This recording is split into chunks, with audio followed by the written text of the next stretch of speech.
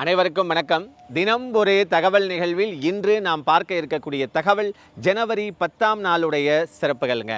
ஜனவரி 10ல் என்ன அப்படின்னா, தமிழ் நாடக உலகில் புரட்சியை ஏற்படுத்தி தமிழ் நாடக காவலர் என அனைவராலும் அன்போடு அழைக்கப்படுகின்ற ஆர்.எஸ். மனோகர் அவர்களுடைய நினைவு தினம். 2006ஆம் ஆண்டு ஜனவரி 10ஆம் நாள் இவருடைய நினைவு தினம் அனுசரிக்கப்படுகிறது.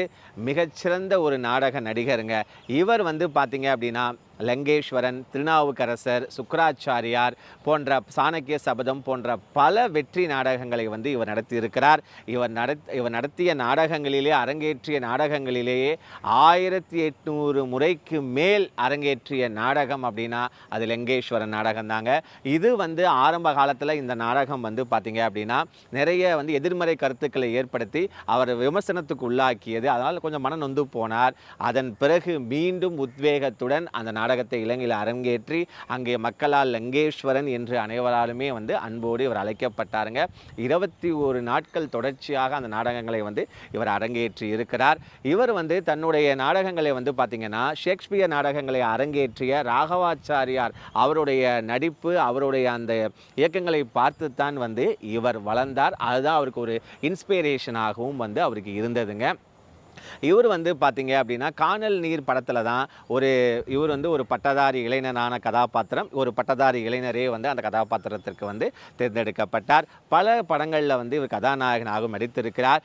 இருந்தாலும் நாடகங்கள் மீதுள்ள அந்த மோகம் இவருக்கு அதிகமாக இருக்க அந்த இன்ப நாள், உலகம் சிரிக்கிறது போன்ற சமூக கருத்துள்ள நாடகங்களையும் இவர் அரங்கேற்றி இருக்கிறார் என்பது குறிப்பிடத்தக்கதுங்க.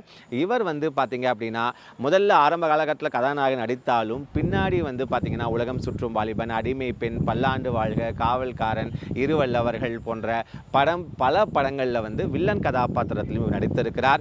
200க்கு மேற்பட்ட படங்களில் நடித்து புகழ் பெற்றவர் நம்முடைய ஆர்.எஸ். மனோகர் அவர்கள். இவருடைய நாடகங்கள் அனைத்துமே பார்த்தீங்கன்னா மிகச் சிறப்பாக அமைந்திருக்கும் என்பது குறிப்பிடத்தக்கது.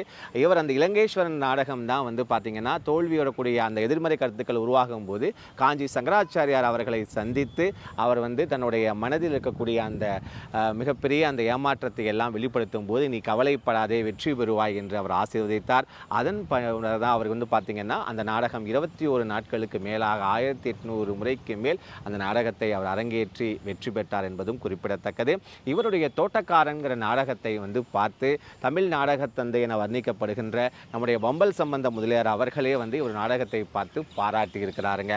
அப்படி அவருடைய எல்லா நாடகங்களிலும் அவருடைய அரங்கேற்றம் அந்த கதாபாத்திரத்துக்கு ஏற்றவாறு மிகச் சிறப்பாக நடிக்கக்கூடிய ஆற்றல் பெற்றவர் தான் ஆர்.எஸ். மனோகர் அவர்களுங்க. தமிழ் நாடக உலகில் பல புரட்சிகளை ஏற்படுத்தியவர். பல நாடகங்களை பல நாட்கள் தொடர்ச்சியாக அரங்கேற்றம் செய்த தமிழ் நாடக காவலர் என்று அனைவராலும் வர்ணிக்கப்படுகின்ற ஆர்.எஸ். மனோகர் அவர்களுடைய நினைவு தினம் இந்த ஜனவரி 10ஆம் நாள். மற்றொரு தகவலோடு உங்களை நான் சந்திக்கின்றேன். நன்றி, வணக்கம்.